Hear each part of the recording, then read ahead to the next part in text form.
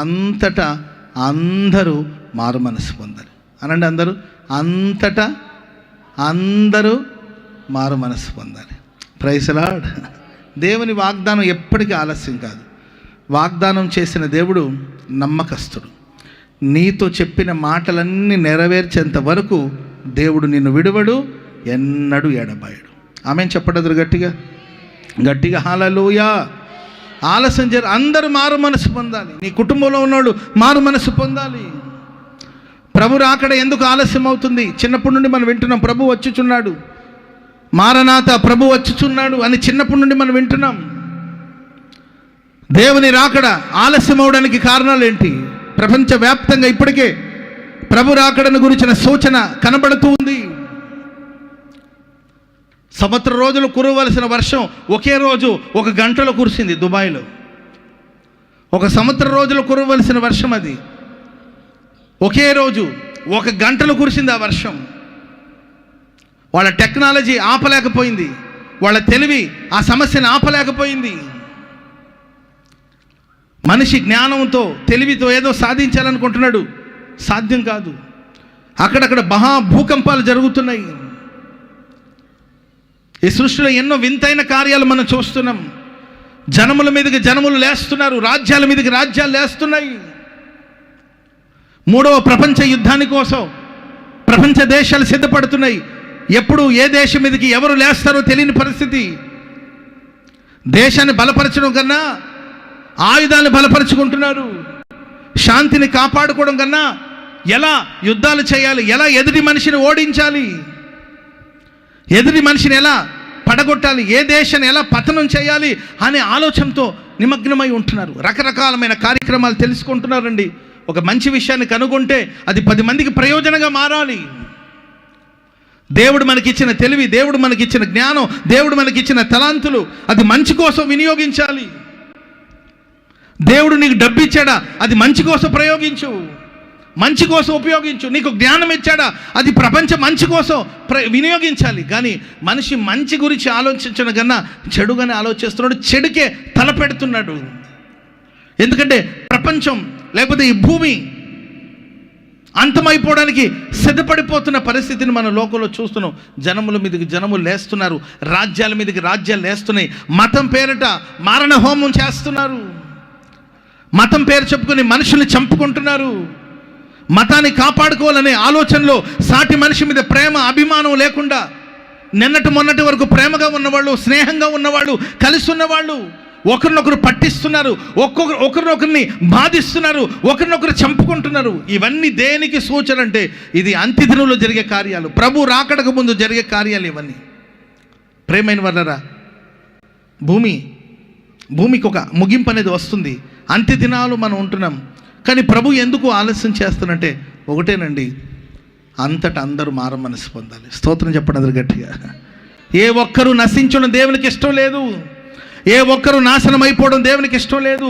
ఏ ఒక్కరు పాడైపోవడం ప్రభుకి ఇష్టం లేక ఆయన అందరూ మారు మనసు పొందాలని ఎదురు చూస్తున్నాడు. ప్రేమైన వాళ్ళరా, మారు మనసు పొందాలి. Praise the Lord. ఒకడు దొంగతనం చేస్తున్నాడు. ఎందుకు బ్రదర్ మీరు ఇలా దొంగతనం చేస్తారు? దైవ సేవకుడు అడిగితే ఆయన అన్నాడు, నా కోసం కాదయ్యా నేను దొంగతనం చేసేది.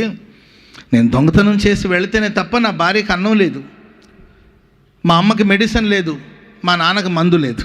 మందు అంటే తాగే మందు. మా అమ్మకి మెడిసిన్ ఇవ్వాలన్నా, మా నాన్నగారు మందు బాబు అయినా మందు తాగాలన్నా, నా భార్యకి పోషణ అందాలన్నా, నా పిల్లలకి ఫీజులు కట్టాలన్నా ఎక్కడి నుండి వస్తుంది? ఇంతమంది నా ఒక్కడి సంపాదన మీద ఇంతమంది బ్రతకాలి. నా సంపాదన దొంగతనం.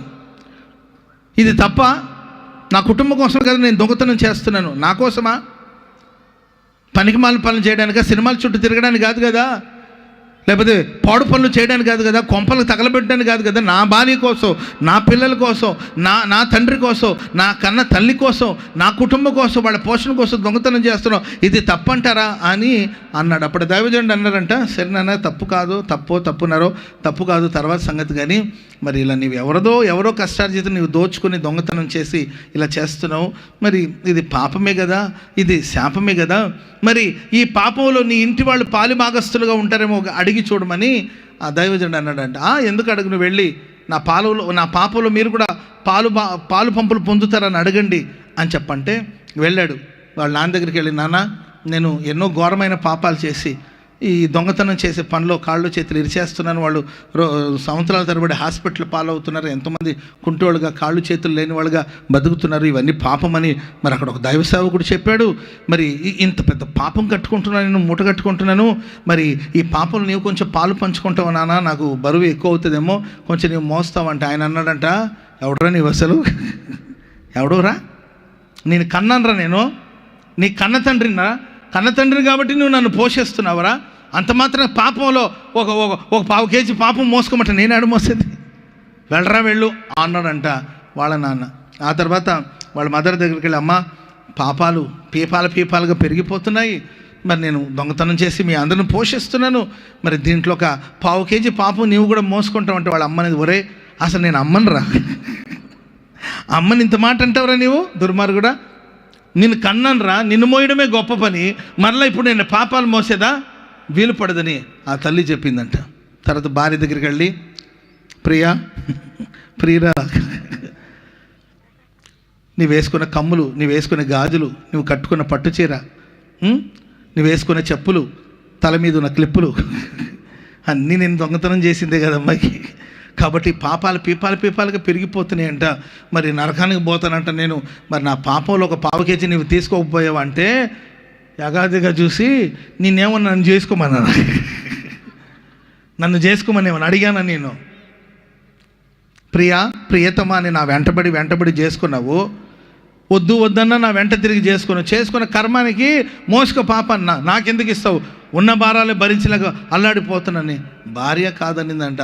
ఆ తర్వాత పిల్లల దగ్గరికి వెళ్ళి, ప్రియమైన పిల్లలారా, మా నాన్న కాదన్నాడు, అమ్మ కాదనింది, మీ అమ్మ కూడా కాదని అనింది, కనీసం మీరైనా నా పాపలో ఒక పావు కేజీ మోస్తారంటే వాళ్ళు అన్నారంట, నన్ను కనమని ఏమని అడిగాను నేను, నాన్న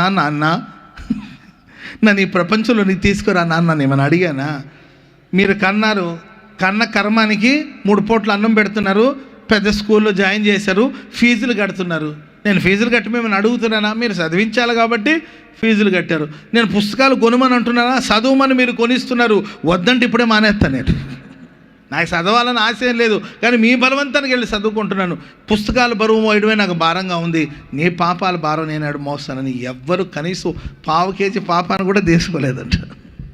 ప్రేమైన వాళ్ళరా, నేను, నా వాళ్ళు, నా బంధువులు, నా రక్త సంబంధికులు, మా చుట్టాలు, మా బంధువులు అని మనుషులు ఎవరో ఉన్నారని వాళ్ళ కోసం బతుకుతున్నావేమో ఒకవేళ నువ్వు, మన పాపాలు ఎవ్వరూ పాలు పంపులు పొందరండి, పావు కేజీ కాదు కదా, మనం చేసిన పాపమంతా మోయడానికి సర్వశక్తి కలిగిన దేవుడు సంసిద్ధముగా ఉన్నాడు. ఆయన ప్రభు అయిన యేసుక్రీస్తు ప్రభులు వారు, ప్రయాసపడి భారాన్ని మోయించిన సమస్త జనులారా నా ఎద్దుకు రండి, ఆయన రక్తం సమస్త విధమైన దుర్నీతి నుండి మనల్ని విమోచించి విడిపించి మనల్ని రక్షించగలిగిన రక్తం యేసుక్రీస్తు వారి యొక్క రక్తం. ఆయన మన భారమంతా మోసే దేవుడు. ఆయన కోరుకునేదంతా ఒకటేనండి, అంతటా అందరూ మారు మనసు పొందాలి, ఆత్మ రక్షించబడాలి. ప్రభు వచ్చినప్పుడు మనమందరూ రూపాంతరం చెంది ఆయన ఉండు స్థలంలో మనం కూడా ఉండాలి. మతం మారమని ప్రభు ఎక్కడా చెప్పలేదు, మతాన్ని మార్చుకోమని యేసయ్య ఎక్కడా బోధించలేదు, మనస్సును మార్చుకోమనే క్రీస్తు ప్రభులు వారు బోధించారు. క్రైస్తవ మార్గానికి మనుషులు పెట్టిన పేరు మతం. క్రైస్తవ్యం మతం కాదు, క్రైస్తవ్యంలో కులం లేదు, కుల మత వర్ణ విచక్షణ భేదం లేకుండా అందరిని ప్రేమిస్తున్న ప్రభు. క్రైస్తవ్యం అనేది మార్గం, యేసుక్రీస్తు ప్రభులు వారు మార్గం, ఆయన మతం కాదు. మతాన్ని మార్చుకోమని ఆయన ఎక్కడ చెప్పలేదు, ఎక్కడ బోధించలేదు, మనస్సును మార్చుకోమని చెబుతున్నాడు. ప్రతి మనిషి తన మనస్సును మార్చుకోవాలి, ప్రతి మనిషి మారు మనసు పొందాలి, ప్రతి ఆత్మ రక్షించబడాలి, ప్రతి ఆత్మకు పాప క్షమాపణ కలగాలి, ప్రతివాడు పాపాన్ని విడిచిపెట్టి నీతిమంతుడుగా మారాలి, యేసుక్రీస్తు రక్షకుడని ఒప్పుకోవాలి. ప్రేమైన వాళ్ళరా, అందుకొరికి ప్రభు ఆలస్యం చేస్తున్నాడు. ఈ రాత్రి కానీ నీవు మనసును మార్చుకోగలిగితే, ఆయన దేవుడని నీ నోటితో ఒప్పుకోగలిగితే, ఆయన అధికారాన్ని నిన్ను అప్పగించుకోగలిగితే, నా దేవుడు నీ జీవితంలో ప్రతి పాప భారాన్ని తొలగించి సంపూర్ణమైన మారు మనస్సు నీకు దయచేసి పరలోక రాజ్యానికి నా దేవుడు నిన్ను వారసునిగా మార్చును. హల్లెలూయా.